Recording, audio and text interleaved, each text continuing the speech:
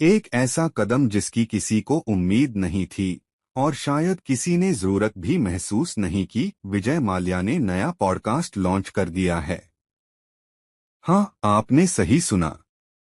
वो आदमी जो कभी भारतीय बिजनेस की सुर्खियां हुआ करता था, फिर अखबारों के फ्रंट पेज पर छाया और अब सीबीआई की लिस्ट में सबसे ऊपर था, वो अब माइक और लोगो लेकर प्रेरणादायक थीम म्यूजिक के साथ लौट आया है। और म्यूजिक ऐसा कि सुनते ही कान खुद बेल आउट की मांग कर दें।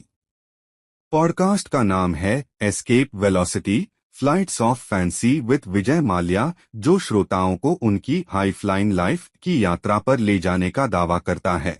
अब जहां तक उनकी किंगफिशर एयरलाइंस की उड़ानों का सवाल है, वो तो अक्सर जमीन पर ही अटकी रहती थीं। तो जाहिर है ये पॉडकास्ट भी किस मंजिल तक पहुंचेगा, कहना मुश्किल है। एपिसोड 1, बोर्डरूम से बेल हियरिंग तक।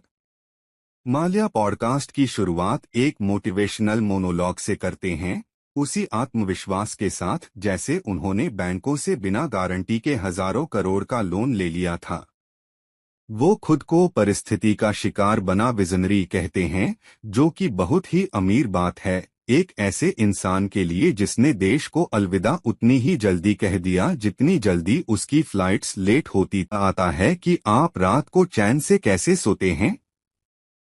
माल्या हंसते हुए कहते हैं, इजिप्शियन कॉटन की चादर में, लंदन के पेंटहाउस में। अगला सवाल। वो ये भी दावा करते हैं कि किंगफिशर एयरलाइंस फेल नहीं हुई, बस समय से आगे थी। वैसे भी विजनरी लोग अक्सर गलत समझे जाते हैं और फिर सीबीआई की लिस्ट में पाए जाते हैं। अंतिम विचार, एक ऐसा पॉडकास्ट जिसकी किसी को जरूरत नहीं थी। कुल मिलाकर विजय माल्या का पॉडकास्ट एक टैक्स हेवन की तरह है, संदिग्ध, धुंधला, फिर भी किसी तरह चल रहा है। ये प्रेरणा से ज्यादा एक भ्रम है। बिजनेस की मास्टर क्लास नहीं, बल्कि जिम्मेदारी से बचने की गाइडबुक है। ये एकमात्र पॉडकास्ट है जहां होस्ट और गेस्ट दोनों ही हकीकत से फरार हैं। पर चलो, एक बात तो है, उन्होंने कुछ लॉन्च तो किया। उनके पिछले 10 आईपीओज की तरह हवा में नहीं गया। तो अगर आपको वित्तीय फिक्शन, भगोड़े फिलॉसफी और सराउंड साउंड में अकाउंटेबिलिटी से भागने की आवाज सुननी है, तो एस्केप वेलोसिटी अब स्ट्रीमिंग पर उपलब्ध है। बस रिफंड की उम्मीद मत करना। वो चीज माल्या की लिस्ट में कभी नहीं रही थी, जो कि काफी थी। वो सफलता के कुछ मंत्र भी देते हैं। पहला स्टेप, हमेशा एक बैकअप पासपोर्ट रखो। दूसरा, ऐसे देश चुनो जो एक्सट्राडिशन ना करते हों।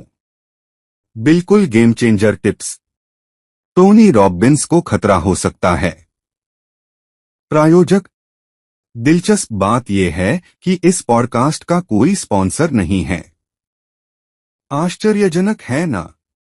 लेकिन इससे माल्या कहाँ रुकते हैं। वो अपने अपकमिंग लाइफस्टाइल ब्रांड फ्यूजिटिव चिक का प्रमोशन जरूर करते हैं, जिसमें हथकड़ी जैसी कफलिंग और ऐसे सूटकेस हैं जिनमें गुप्त डिब्बे छिपे हैं।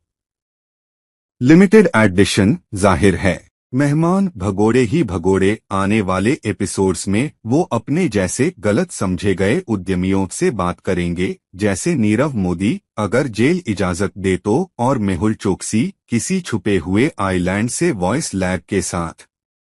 यह शो शार्क टैंक की तरह है, लेकिन हर कोई इंटरपोल से बचने की कोशिश कर रहा है।